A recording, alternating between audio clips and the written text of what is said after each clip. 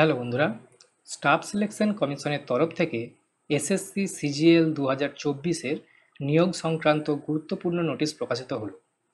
Onscreen তোমরা দেখতে পাচ্ছ, এখন আমরা রয়েছি স্টাফ সিলেকশন কমিশনের অফিসিয়াল ওয়েবসাইটে।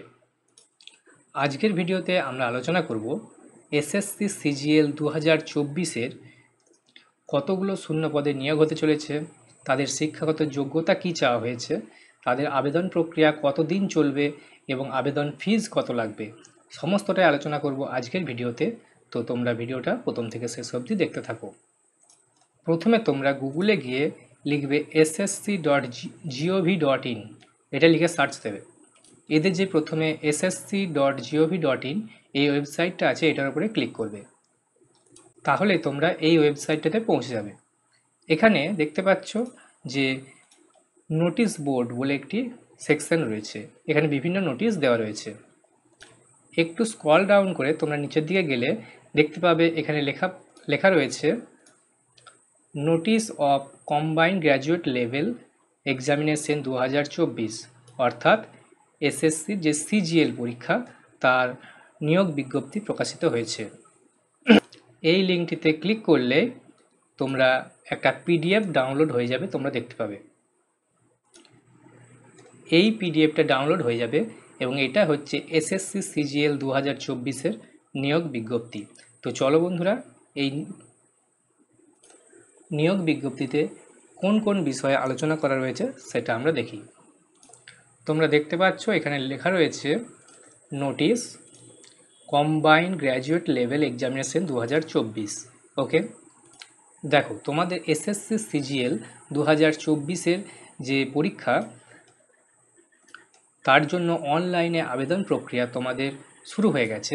এটা চলছে 24শে জুন থেকে 24শে জুলাই পর্যন্ত অনলাইনে আবেদনটা করা যাবে। এই যে date for submission of online applications, তোমরা 24শে জুন থেকে 24শে জুলাই পর্যন্ত আবেদনটা করতে পারবে অনলাইনের মাধ্যমে।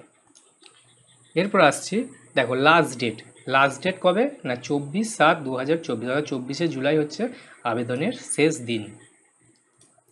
এরপর আসছি last date and time for making online fee payment.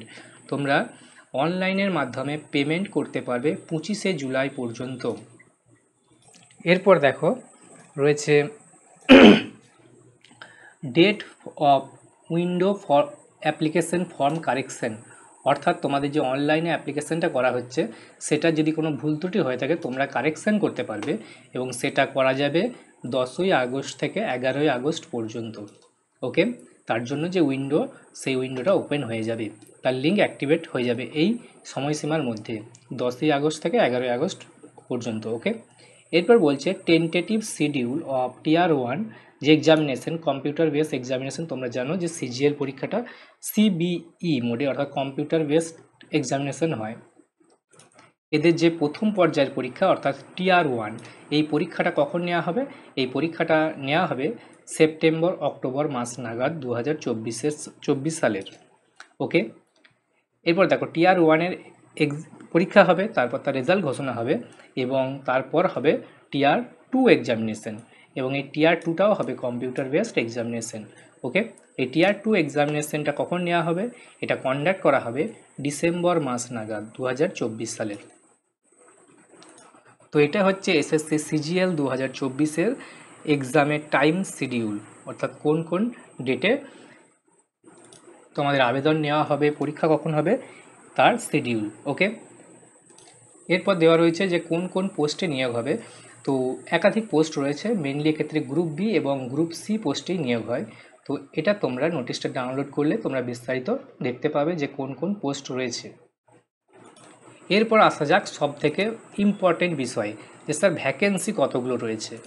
দেখো, যেটা সব থেকে ইম্পর্টেন্ট বিষয় সেটা হচ্ছে ভ্যাকেন্সিজ অ্যান্ড রিজার্ভেশন। তো ভ্যাকেন্সি কতগুলো রয়েছে এক্ষেত্রে দেখো, খুব ভালো ভ্যাকেন্সি দিয়েছে এবারে এসএসসি সিজিএল। তো বলছে টেন্টেটিভ ভ্যাকেন্সিস, আনুমানিক কতগুলো ভ্যাকেন্সি দেওয়া হয়েছে সেটা হচ্ছে দেয়ার আর অ্যাপ্রক্সিমেট 17,727 ভ্যাকেন্সিস। ওকে, অর্থাৎ 17,727টা পোস্টে এসএসসি সিজিএলের মাধ্যমে নিয়োগটা করা হবে। সেই সাথে কিছুদিনের মধ্যেই এসএসসি যে অফিসিয়াল ওয়েবসাইট রয়েছে ssc.gov.in, এই ওয়েবসাইটে গিয়ে ফর ক্যান্ডিডেট সেকশানে গেলে সেখান থেকে টেন্টেটিভ ভ্যাকেন্সি অপশানে ক্লিক করলে তোমরা ভ্যাকেন্সিটার ফুল ডিটেলস তোমরা দেখতে পাবে। এরপর আসা যাক বয়সসীমা। দেখো, এক্ষেত্রে বিভিন্ন পোস্ট রয়েছে বয়সের ভিত্তিতে। তো যে সমস্ত পোস্টগুলোতে 18 থেকে 27 বছর পর্যন্ত বয়স থাকলে তোমরা আবেদন করতে পারবে। কিছু সেগুলোর জন্য তোমাদের ডেট অফ বার্থটা হতে হবে 2/8/1997 থেকে 1/8/2006 মধ্যে। কিছু পোস্ট আছে যেগুলো 20 বছর থেকে 30 বছরের মধ্যে বয়স সীমা থাকলে আবেদন করা যায়। তাদের জন্য তোমাদের ডেট অফ বার্থটা এই রেঞ্জের মধ্যে থাকতে হবে।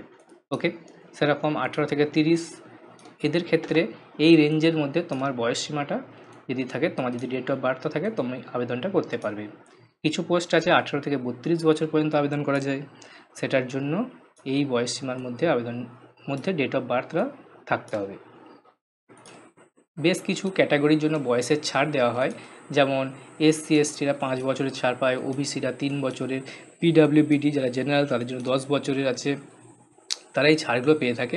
এছাড়া বেশ কিছু ক্যাটাগরি আছে, তাই সেগুলোতে বেশ কিছু ছাড় পেয়ে থাকে, এটা তোমরা দেখে নেবে।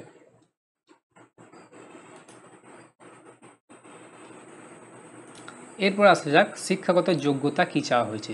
যেমনটা বলেছিলাম যে এডুকেশনাল কোয়ালিফিকেশান আলোচনা করা হবে এদের জন্য। দেখো, এক্ষেত্রে রয়েছে যে জুনিয়র স্ট্যাটিস্টিক্যাল অফিসার, এদের জন্য কি শিক্ষাগত যোগ্যতা চাওয়া হয়েছে, তোমার গ্র্যাজুয়েশন ডিগ্রি লাগবে এবং তোমাকে 60% মার্কস থাকতে হবে অঙ্কে in 12 standard, at 12 standard level, অর্থাৎ উচ্চ মাধ্যমিকে 60% নাম্বার থাকতে হবে গণিতে।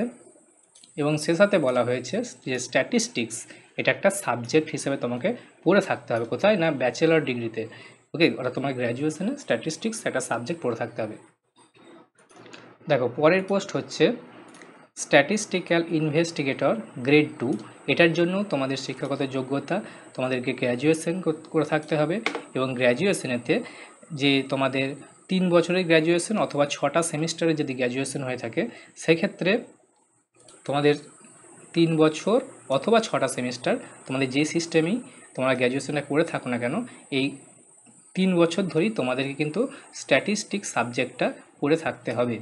ওকে, পরের পোস্ট হচ্ছে research assistant in national human right commission. Okay, এক্ষেত্রে তোমাদের শিক্ষাগত যোগ্যতা বলা হয়েছে গ্র্যাজুয়েশন লাগবে, ব্যাচেলর ডিগ্রি।